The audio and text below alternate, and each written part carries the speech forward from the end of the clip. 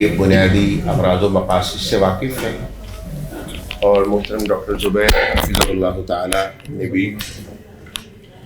کچھ نہ کچھ مقاصد پر ایک روشنی ڈال دی ہے۔ یہ ادارہ بنیادی طور پر یہ دو کام کرنے کی کوشش کر رہا ہے جس کی طرف انہوں نے مختصر اشارہ کیا کہ ایک تو یونیورسٹی اور کالجز کے طلباء جو ہیں ان کو ایک بنیادی کورس ایسا کروایا جائے جس سے دین کا فہم ان کے اندر اور دین سے کچھ تعلق پیدا ہو جائے۔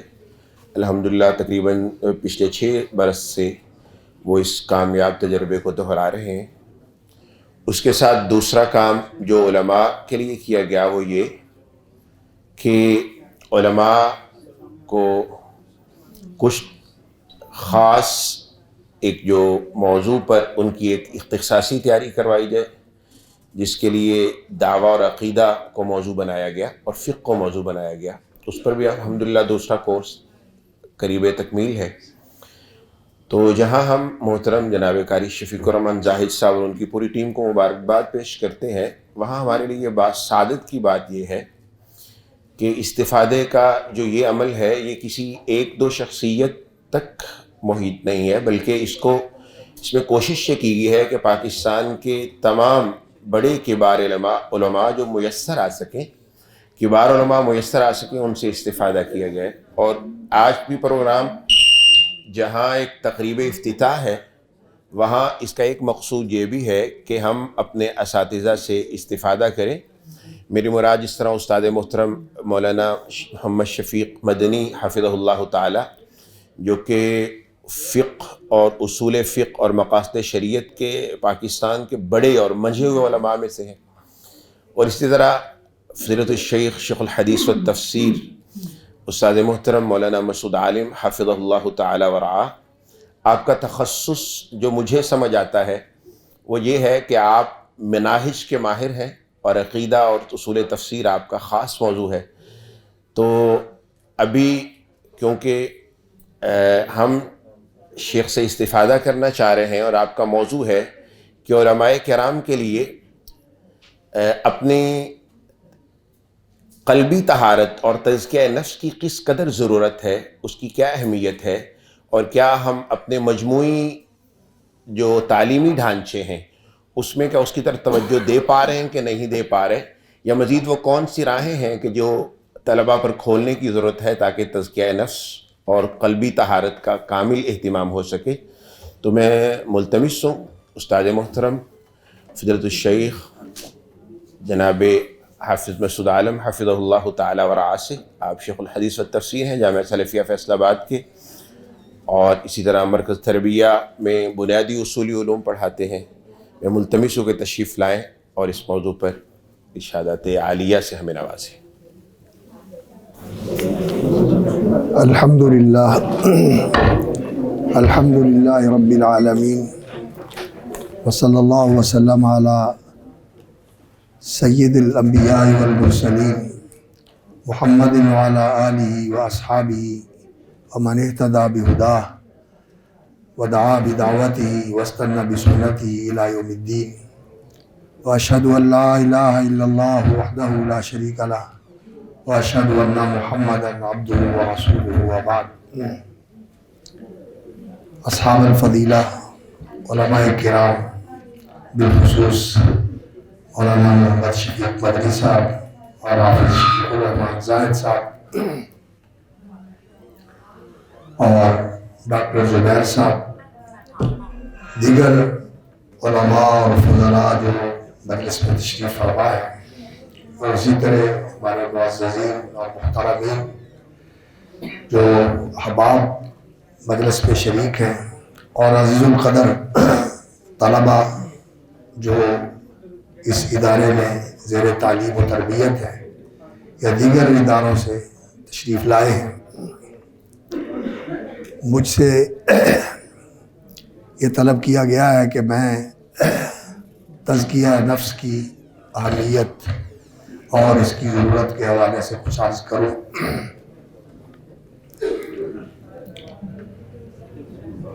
دین جو اللہ رب العزت نے انسان کے لیے طریقہ زندگی اور ایک دستور حیات مقرر فرمایا ہے اور پسند فرمایا ہے. شرع لکم من الدین رضیت لکم الاسلام دینا. یہ دین اسلام اصل میں انسان کے اندر جو اللہ رب العزت نے صلاحیتیں اور قوتیں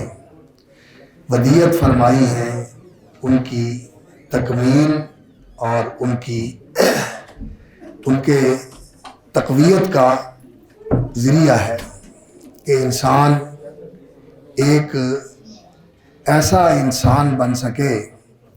جو اللہ رب العزت کا پسندیدہ ہو اور وہ اس دنیا کے اندر اللہ رب العزت کی عبادت و عبودیت کا بھی اس طرح اہتمام کرے جیسے اللہ رب العزت کو مطلوب ہے اور اللہ کی رضا کا باعث بنتا ہے. اور اسی طرح وہ اس دنیا کے اندر خلافت کی ذمہ داریاں بھی پوری کرے جیسا کہ اللہ رب العزت نے پہلے انسان کی تخلیق کے وقت اس کا اظہار فرمایا تھا کہ انی جاعل فی الارض خلیفہ. تو انسان کی تکمیل اسی طرح ہوتی ہے کہ وہ اللہ کا بندہ بھی ہو، عبودیت کا پیکر ہو اور خلافت عرضی کی ذمہ داریاں بھی وہ اس طرح پوری کرے جس سے زمین کے اندر اصلاح اور احسان اور اللہ کی عظمت اور کبریائی اور اس کے جلال و جبروت کا اعتراف اور اس کا مظاہرہ ہو اور خلق خدا اور یہ جتنا ماحول ہے اس کے تحفظ، اس کی بقا اور سلامتی کا انسان ذریعہ بنے. اور یہ اسی صورت میں ممکن ہے کہ جب دین کی رہنمائی میں انسان اپنی زندگی بسر کرے. اور اس کے لیے یہ ضروری ہے کہ دین کو سمجھا جائے، سیکھا جائے اور سمجھا جائے. اللہ رب العزت نے فرمایا ہے فَلَوْلَا نَفَرَ مِن كُلِّ فِرْقَةٍ مِّنْهُمْ طَائِفَةٌ لِيَتَفَقَّهُوا فِي الدِّينِ وَلِيُنذِرُوا قَوْمَهُمْ إِذَا رَجَعُوا إِلَيْهِمْ لَعَلَّهُمْ يَحْذَرُونَ. اور اس دین کی تعلیم اور تفہیم کے لیے، اس کے ابلاغ اور اس کی تبیین اور اس کے عمل اور تعمیل کے لیے اللہ رب العزت نے انبیاء علیہ السلام اور اپنے رسول اعظام صلوات اللہ وسلامہ علیہم ان کا انتخاب فرمایا اور ان کی تعلیم اور ان کی رہنمائی خود اللہ رب العزت نے وحی کے ذریعے فرمائی اور ان کی تعلیم کے لیے روح القدس، روح الامین حضرت جبریل امین کو مقرر فرمایا. اور اس کے بعد پھر یہ علماء انبیاء کے وارث ٹھہرے اور ان کو اللہ رب العزت نے انبیاء کا یہ ورثہ، علمی ورثہ اور ان کا وہ مشن جو اللہ رب العزت نے انہیں سونپا تھا، انسان سازی کا مشن اور مردم گری کا مشن، انسانوں کو تیار کرنا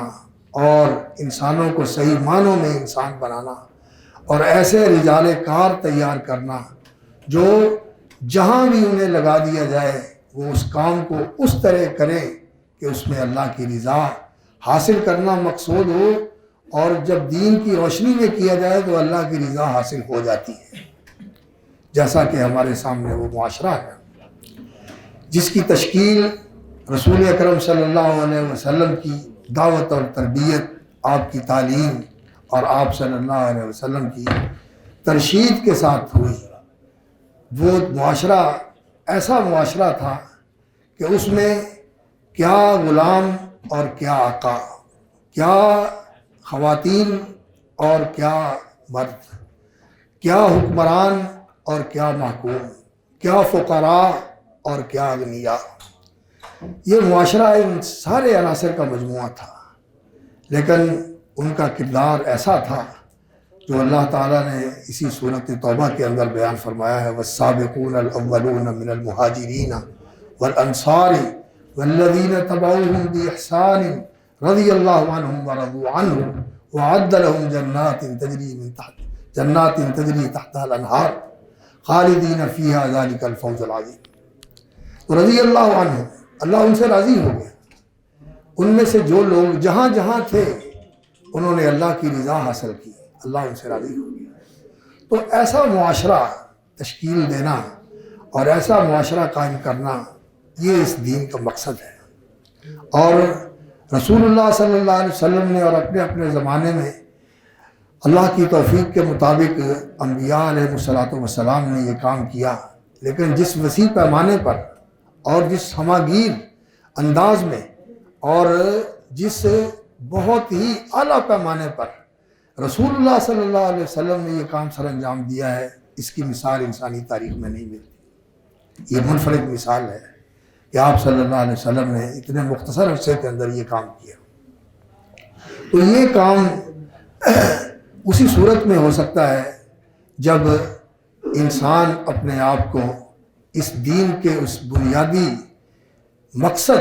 اور دین کا جو بنیادی مطلب ہے پانی کا گلاس پر رکھ دیں. وہ جو بنیادی مطلب ہے کہ انسان متزکی ہو. قد افلح من تزکا وذکر اسم ربہ فصلی.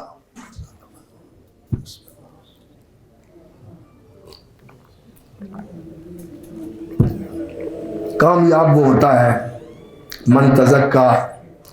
جس نے تزکیہ کر لیا ہو اپنا. قد افلح من تزکا وذکر اسم ربہ فصلی، اور وہ اپنے رب کا نام لیتا رہے. فصلی، اور اس کی نماز تعلق باللہ کا مظہر بن جائے. قد افلح من تزکا وذکر اسم ربہ فصلی بل تؤثرون الحیات الدنیا. اور جو ام الامراض ہے اور جو سب سے بڑے بگاڑ کی بس کی گرہ ہے، گانٹھ ہے، زہر کا پتلا ہے، جو اللہ رب العزت نے اس کا ذکر فرمایا، اور وہ یہ ہے کہ بل تؤثرون الحیات الدنیا. انسان دنیا کو ترجیح دیتا ہے، اسے مقصود بنا کر، اس کو مطلوب بنا کر، اس کی رنگینیاں اور اس کی دلچسپیاں انسان کو اپنی طرف کھینچتی ہیں، اور انسان ان کا دلدادہ ہوتا ہے اور ان کی طرف متوجہ ہوتا ہے. جب اسی کا ہو کے رہ جائے اور اپنے رب کو بھی بھول جائے اور اللہ نے جو اس کے لیے رہنے کا گھر بنایا ہوا ہے اسے بھی بھول جائے، تو پھر انسان آلودہ ہو جاتا ہے، کثافت زدہ ہو جاتا ہے. پھر انسان کے دل اور اس کی روح کے اندر مرض کے جراثیم سرایت کر جاتے ہیں، اور اس کا اثر یہ ہوتا ہے کہ دل بیمار ہوتا ہے، اور بیماری جڑ پکڑتی پکڑتی یہاں تک پہنچتی ہے کہ دل مردار ہو جاتا ہے. دل مردار ہو جاتا ہے. اس لیے اللہ رب العزت نے رسول اکرم صلی اللہ علیہ وسلم کا مقصد ہی یہ بتایا ہے. ابراہیم علیہ السلام نے دعا کی تھی، اور اللہ رب العزت نے اس دعا کی قبولیت کا ذکر فرمایا سورۃ البقرہ کے اندر. ابراہیم علیہ السلام کی دعا، ربنا وبعث فیہم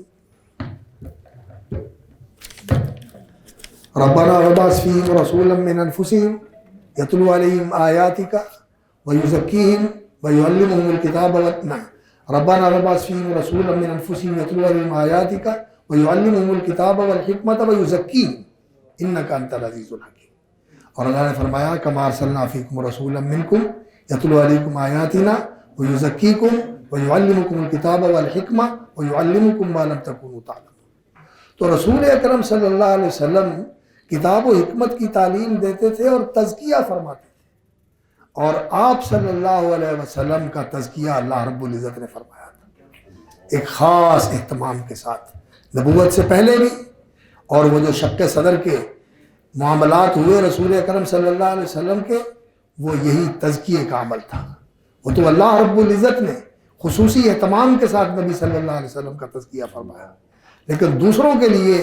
یہ عمل جو ہے مجاہدے اور معالجے کے ساتھ ہوتا ہے. انہوں نے اس کے لیے ریاضت کرنی ہوتی ہے، انہوں نے اس کے لیے اپنے نفس کے ساتھ المجاہد من جاہد نفسہ فی طاعت اللہ عز وجل، اپنے ساتھ جنگ لڑنی ہوتی ہے کہ میں نے ادھر نہیں جانے دینا، اس نفس کو باندھ کے رکھنا ہے کہ میں نے اسی راستے کے اوپر چلنا ہے۔ اور یہ علم، اس کا مقصد یہی ہے کہ انسان کے اندر یہ زکوٰۃ کا عمل جو ہے اس طرح راسخ ہو جائے اور اس طرح یہ انسان کے اندر رچ بس جائے کہ انسان متزکی ہو۔ قد افلح من تزکا اور قد افلح من زکاہا وقد خاب من دساہا، کہ انسان اپنا تزکیہ کر لے، اپنی اندر کی ساری آلودگیاں، ساری کثافتیں اور ساری ملاوٹیں اور جتنے شوائب ہیں جو اللہ کی طرف بڑھنے میں رکاوٹ بن سکتے ہیں یا اللہ کی طرف انسان کے مخلص ہو کر متوجہ ہونے میں حارج ہو سکتے ہیں، حجاب بن سکتے ہیں، ان سب کو ایک ایک کر کے چھانٹ دے اور اپنے آپ کو خالص ایسا اللہ کا بندہ بنا لے جس کی انابت اللہ کی طرف ہو، جس کا تعلق اللہ کے ساتھ ہو۔ اور وَمَن يُسْلِمْ وَجْهَهُ إِلَى اللَّهِ وَهُوَ مُحْسِنٌ فَقَدِ اسْتَمْسَكَ بِالْعُرْوَةِ الْوُثْقَىٰ، وہ اس کا مصداق ہو۔ یہ چیز مقصود ہے اس علم سے، اور اس کے لیے میں ایک ادنا طالب علم کی حیثیت سے یہ بات عرض کر رہا ہوں، اور میں یہ پہلی بات اپنے آپ کو مخاطب کر کے کہہ رہا ہوں، میں اس کا مخاطب، مجھے بھی اس کی ضرورت ہے اور ہم سب کو اس کی ضرورت ہے کہ ہم اپنا محاسبہ کریں، اپنے اندر اتر کر اپنا جائزہ لیں اور جو علائشیں ہیں وہ ساری علائشیں دور کریں۔ اور اس کے لیے وہ سب سے بڑی بات کہ یہ علم جو ہے اس کا مقصود کیا ہے، یبتغیٰ بہ وجہ اللہ، یہ اللہ کی رضا کے لیے حاصل کیا جاتا ہے، یہ اپنے آپ کو اللہ کے لیے وقف کرنے کے لیے حاصل کیا جاتا ہے، یہ اپنے آپ کو اللہ کے لیے قربان کرنے کے لیے حاصل کیا جاتا ہے۔ یہ اس دنیا کی تمام رنگینیوں کے باوجود اور اس دنیا کی کشش کے باوجود، بلکہ پیشکش کے باوجود، اس دنیا سے دستبردار اور بالاتر ہو کر ما عند اللہ اور اللہ رب العزت کے پاس جو کچھ ہے، اور اللہ کے لیے اپنے آپ کو اس طرح وقف کر دینا کہ انسان ان چیزوں کی طرف نگاہ اٹھا کے بھی نہ دیکھے۔ وَلَا تَمُدَّنَّ عَيْنَيْكَ إِلَىٰ مَا مَتَّعْنَا بِهِ أَزْوَاجًا مِّنْهُمْ زَهْرَةَ الْحَيَاةِ الدُّنْيَا لِنَفْتِنَهُمْ فِيهِ وَرِزْقُ رَبِّكَ خَيْرٌ وَأَبْقَىٰ۔ رزق ربک خیر وابقیٰ صرف وہ روزی نہیں ہے جو انسان کھاتا ہے، اور وہ وسائل نہیں ہے جو انسان استعمال کرتا ہے، اللہ رب العزت کے وہ روحانی فیوض اور برکات ہیں جو اللہ کی طرف سے عطا ہوتے ہیں۔ اور نبی صلی اللہ علیہ وسلم نے فرمایا انی یبیت یطعمنی ربی ویسقینی، یہ روحانی برکات ہے اور یہ روحانی فیوض ہے جو اللہ تعالیٰ کی طرف سے انسان کو حاصل ہوتے ہیں۔ اور جن لوگوں کو اللہ رب العزت نے اس علم کی یہ دولت سے نوازا اور انہوں نے ان مراحل کو عبور کیا اور یہ گھاٹیاں انہوں نے سر کی، یہ راستے انہوں نے طے کیے، تو وہ کہتے تھے کہ ما یفعل بی اعدائی، میرے دشمن میرا کیا بگاڑ سکتے ہیں، جنتی فی صدری، میرے سینے میں میری جنت ہے، میرے سینے میں میری جنت ہے، مجھے قید کرتے ہیں تو میں اللہ کے ساتھ راز و نیاز کے لیے خلوت حاصل ہو جاتی ہے، مجھے ملک سے بے دخل کرتے ہیں تو یہ میرے لیے سیاحت ہو جاتی ہے اللہ کے بندوں سے ملاقات کے لیے اور اللہ کا پیغام پہنچانے کے لیے، یہ میرے لیے سیاحت ہو جاتی ہے۔ یہ چیز انسان کے اندر اتر جائے تو اس سے یہ جو ہے نا، اللہ اکبر، وَاذْكُرْ عِبَادَنَا إِبْرَاهِيمَ وَإِسْمَاعِيلَ وَإِسْحَاقَ وَيَعْقُوبَ أُولِي الْأَيْدِي وَالْأَبْصَارِ إِنَّا أَخْلَصْنَاهُمْ بِخَالِصَةٍ، آگے کیا ہے، ذکر الدار، اخلصناہم بخالصۃ، ہم نے انہیں نکھار دیا، انہیں صاف کر دیا، انہیں دھو کر مصفہ مجلہ اور مسقل کر دیا، ان کو سیکل کر دیا، بخالصۃ، ایسی چیز کے ساتھ جو نکھار دینے والی ہے، جو دھو ڈالنے والی ہے، جو انسان کو بالکل پاک صاف کر دینے والی ہے اور منقع اور مصفہ کر دینے والی ہے، ذکر الدار، اور وہ ہے پچھلے گھر کی یاد، جنت کی طرف، جنت کا شوق، جنت کی لگن، ہر وقت جنت کا دھیان، یہ چیز ہے۔ اور جب ہم یہ بات کرتے ہیں تو لوگوں کے دل میں یہ بات آتی ہے کہ یہ کیسے لوگ ہیں، یہ اس دنیا کی بات ہی نہیں کرتے، یہ اس دنیا کی بات ہی نہیں کرتے، یہ جنت کی بات کرتے ہیں۔ جنت تو اللہ رب العزت نے آخرت میں رکھی ہوئی ہے، یہاں تو بات کرو دنیا کی، دنیا کو کیسے بنانا ہے۔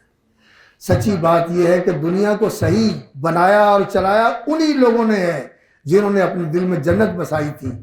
اور جنہوں نے دنیا اپنے دل میں بسائی تھی، اور اس کے لیے جن لوگوں نے محنتیں کی انہوں نے دنیا کو فساد سے بھر دیا۔ آج بھی دنیا فساد سے بھری ہوئی ہے، اور انہی دنیا کے پرستاروں اور متوالوں کی وجہ سے فساد سے بھری ہوئی ہے۔ اور پہلی انسانی تاریخ بھی یہی بتاتی ہے کہ والعصر ان الانسان لفی خسر، تمام انسان گھاٹے میں رہے ہیں جو اس دنیا کے طلبگار تھے، انہوں نے اس دنیا کو بگاڑ اور فساد کی آماجگاہ بنا دیا۔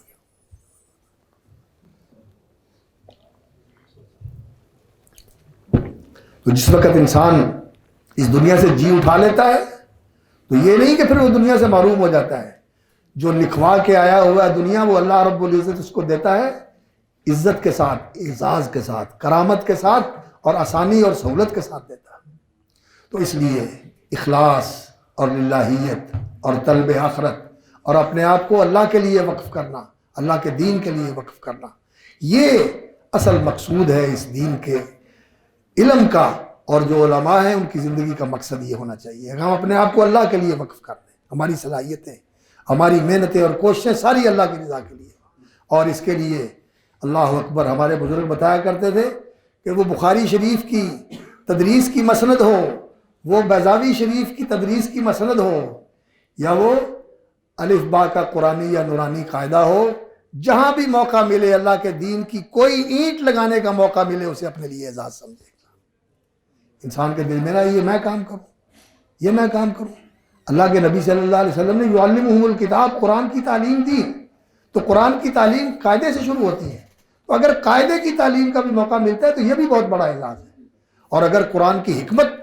کی تعلیم دینے کا موقع ملتا ہے تو یہ بھی بہت بڑا اعزاز ہے۔ اس راستے میں انسان جہاں بھی آ جائے، جہاں بھی موقع مل جائے اور جو بھی سعادت مل جائے، اس کو بہت بڑا اعزاز سمجھے اور اسے کم تر نہ سمجھے۔ تو بندہ یہ نہ سمجھے کہ یونیورسٹی میں ہی جانا ہے اور یونیورسٹی کا بھی بڑا ہی کوئی عہدہ لینا ہے تو جا کر وہیں دین کا کام ہوگا۔ جائیں وہاں، لیکن دین کا خادم بن کے جائیں، دین کے خادم بن کے جائیں اور اپنے آپ کو مٹا کے جائیں۔ یہ کبر اور یہ غرور اور یہ عجب علم کے ساتھ یہ ایک ایسی تباہ کن چیز ہے جو پورے علم کے فیض سے انسان کو محروم کر دیتا ہے۔ اس کو اندر سے نکال دینا چاہیے۔ رسول اکرم صلی اللہ علیہ وسلم کا فرمان ہے انکم لو لم تذنبوا، تم کوئی بھی گناہ نہ کرو، لخشیت علیکم اعظم من ذلک، تو مجھے ڈر ہے کہ گناہ تو مرض ہے، بگاڑ ہے، یہ انسان کی تباہی کا باعث بنتا ہے، لیکن اس سے بھی زیادہ سنگین چیز کا شکار نہ کہیں ہو جاؤ کہ تمہارے کھاتے پاک ہیں اور تم گناہ نہیں کرتے، بڑے نیکوکار اور پرہیزگار ہو، تقوی شعار ہو، تو وہ کیا ہے؟ العجب، خود پسندی، خود آرائی، خود نمائی، اپنے آپ کو سمجھنا کہ میں بڑی چیز ہوں، کبر، تکبر، یہ چیز انسان کے اندر نہیں ہونا چاہیے۔ اپنے آپ کو مٹا دو، اللہ کے راستے میں گرا دو۔ اللہ نے اپنے پیغمبر صلی اللہ علیہ وسلم کو کتنا اونچا مقام دیا تھا، لیکن ان کو حکم کیا دیا ہے؟ وَخْفِضْ جَنَاحَكَ لِلْمُؤْمِنِينَ۔ اللہ اکبر، کہ یہ جو مومن آتے ہیں آپ پہلو جھکا کے ان کی بات سنا کریں، ان کی دلداری کیا کریں، ان کے ساتھ شفقت کیا کریں، اور ذرا ایک موقع پر اجتہاداً رسول اکرم صلی اللہ علیہ وسلم نے ایک معاملہ کیا، آپ جانتے ہیں اللہ رب العزت کی طرف سے تنبیہ آ گئی، عَبَسَ وَتَوَلَّىٰ أَن جَاءَهُ الْأَعْمَىٰ وَمَا يُدْرِيكَ لَعَلَّهُ يَزَّكَّىٰ، یہ تو آیا ہے پاک ہونے کے لیے، آپ نے اسے پیچھے کر دیا، اور جن کی توقع ہی نہیں ہے آپ ان کو ترجیح دے رہے ہیں۔ اللہ اکبر، یہ جو جوہر قابل ہے اس کی قدر کیجیے، اس کی قدر کیجیے۔ تو تواضع اور بے نفسی یہ انسان کے لیے بہت ضروری ہے، اور دوسری دنیا طلبی یہ انسان کے اندر نہیں ہونی چاہیے۔ اور جب انسان اس کی طلب سے دستبردار ہوتا ہے تو وہ جو حدیثیں ہیں رسول اکرم صلی اللہ علیہ وسلم نے فرمایا ہے کہ ان روح القدس نفث فی روحی انہ لن تموت نفس حتی تستکمل رزقها، یہ جو رسول اکرم صلی اللہ علیہ وسلم نے فرمایا ہے کہ مرے گا نہیں جب تک اپنے مقدر کا آخری لقمہ بھی کھا نہیں لے گا، مرے گا نہیں اس وقت تک۔ جب اس پہ یقین ہے فَأَجْمِلُوا فِي الطَّلَبِ، اچھے طریقے سے رزق حاصل کرنے کی کوشش کریں، منع نہیں ہے بلکہ مطلوب ہے۔ استعن باللہ ولا تعجز، اور احرص علی ما ینفعک، یہ مطلوب ہے، لیکن اس کو سب کچھ بنا لینا اور اسی کے لیے مرتے رہنا، اسی کے لیے بھاگنا، اسی کے لیے سوچنا، اسی کے لیے بے قرار ہونا۔ اگر مطمئن ہے تو اسے پا کے مطمئن ہے، اور اگر بے قرار ہے تو اسے نہ پانے کی وجہ سے بے قرار ہے۔ امتحان تو آتا ہے اللہ رب العزت کی طرف سے، آزمائش تو آتی ہے، آزمائش لازمی ہے اس راستے کے اندر۔ اللہ اکبر، اللہ رب العزت نے ابتلا کے بغیر کامیابی نہیں رکھی۔ وَإِن كُنَّا لَمُبْتَلِينَ، ہم نے ضرور آزمانا ہے، آزمائش ہوتی ہے، تو اس آزمائش کے اندر اگر انسان ثابت قدم رہتا ہے تو پھر انشاءاللہ العزیز اللہ رب العزت دروازے کھول دیتے ہیں، اللہ رب العزت سب کچھ عطا فرما دیتے ہیں جو انسان کی ضرورت ہوتی ہے۔ تو ایک تو اس کے لیے اخلاص اور للہیت ضروری ہے، اور دوسرا آخرت طلبی ضروری ہے، اور تیسرا انسان کے اندر تواضع ہونی چاہیے، تواضع ہونی چاہیے۔ اور چوتھی چیز جو ہے وہ لوگوں کے اوپر ترفع نہیں، لوگوں کے اوپر بالادستی نہیں، لوگوں سے تکریم کروانا مقصود نہیں، بلکہ لوگوں کی خیر خواہی اور ہمدردی، ان کے لیے یہ تڑپ اور ان کے لیے یہ درد کہ یہ جہنم کی طرف نہ جائیں، یہ جنت کی طرف آ جائیں، یہ جذبہ انسان کے اندر ہو تو پھر انشاءاللہ العزیز انسان کا تزکیہ ہو جاتا ہے کہ انسان لوگوں سے کسی چیز کا طلبگار نہیں۔ لا اسألکم علیہ اجرا، نہ تکریم کا، نہ تحسین کا، نہ کسی صلے کا، نہ کسی مزد و معاوضے کا، کسی چیز کا طلبگار نہیں ہوں۔ آپ سے مجھے کچھ نہیں چاہیے، میں تو اللہ سے طلبگار ہوں کہ اللہ مجھے نواز لے اور مجھے بنا لے اپنا، اور میں اللہ کی بارگاہ میں سرخرو ہو جاؤں، بس مجھے یہی مطلوب ہے۔ اور لوگوں کے ساتھ اپنی طرف سے ہمدردی کا اور خیر خواہی کا معاملہ جو ہے نا وہ انسان کے دل میں ہونا چاہیے۔ اور الدین النصیحہ، الدین النصیحہ، الدین النصیحہ، رسول اکرم صلی اللہ علیہ وسلم نے دین کی بنیاد اس کو بنایا ہوا ہے۔ تو اللہ کے لیے اخلاص اور آخرت طلبی، آخرت کو مطلوب بنانا، اور اپنے اندر تواضع پیدا کرنا، اور لوگوں سے بے نیاز ہو جانا۔ اور یہ لوگوں سے بے نیازی ایسی چیز ہے کہ ازہد فی الدنیا یحبک اللہ، انسان اللہ کا محبوب بن جاتا ہے جب وہ جس دنیا سے بے نیاز ہو جائے۔ وَإِزْهَدْ فِي مَا فِي أَيْدِي النَّاسِ يُحِبُّكَ النَّاسِ، جب لوگوں کی طرف، لوگوں کی جیب اور لوگوں کے ہاتھوں کی طرف اور لوگوں کی زبانوں کی طرف انسان کی توجہ نہ ہو تو اللہ رب العزت پھر ان کے دلوں میں بھی محبوبیت ڈال دیتا ہے، اللہ تعالیٰ ان کے دلوں میں بھی محبوبیت ڈال دیتا ہے۔ تو اس لیے عزیزان گرامی، یہ تزکیہ جو ہے اس کی بہت ضرورت ہے، اور یہ تربیت کے ساتھ ہی حاصل ہوتا ہے، یہ توجہ دلانے سے حاصل ہوتا ہے۔ آپ بھی انسان اپنا محاسبہ کرے اور ایسی مجالس کے اندر بیٹھے، اور علماء نے جہاں مہلکات کا بیان کیا ہے، اور جہاں رسول اکرم صلی اللہ علیہ وسلم نے احادیث کے اندر حسد کا اور شح کا اور الحرص علی الشرف، الحرص علی المال، ان چیزوں کی مذمت فرمائی ہے اور ان کے مہلک ہونے کا بیان فرمایا ہے، یہ چیزیں پڑھ کے انسان اپنا محاسبہ کرے، اپنا جائزہ لے، اپنے آپ کو ٹٹولے، اپنی تحلیل کر کے دیکھے کہ میں کہاں کھڑا ہوں، کہیں میرے اندر تو یہ چیزیں نہیں۔ ماضی بان جائعان ارسلا فی غنم بیفسد لها من حرص المرء علی المال والشرف لدینہ ایاکم والشح فإن الشح من اہلک من کان قبلکم۔ یہ جو ہمارے اندر پایا جاتا ہے کہ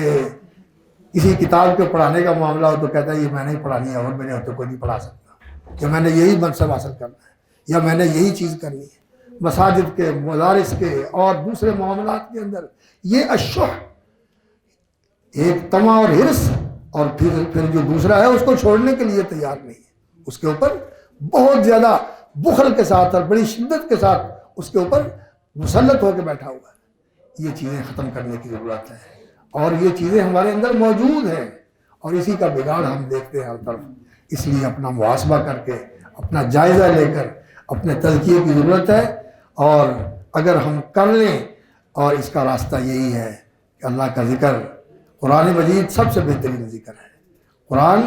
اپنی ہدایت اور اپنی اصلاح کے لیے اور اپنے ایمان کے اضافے کے لیے اس کی تلاوت کرنی چاہیے، تدبر کے ساتھ، تذکر کے ساتھ اور اطمینان کے ساتھ، اور رسول اکرم صلی اللہ علیہ وسلم کی سیرت کا مطالعہ کرنا چاہیے۔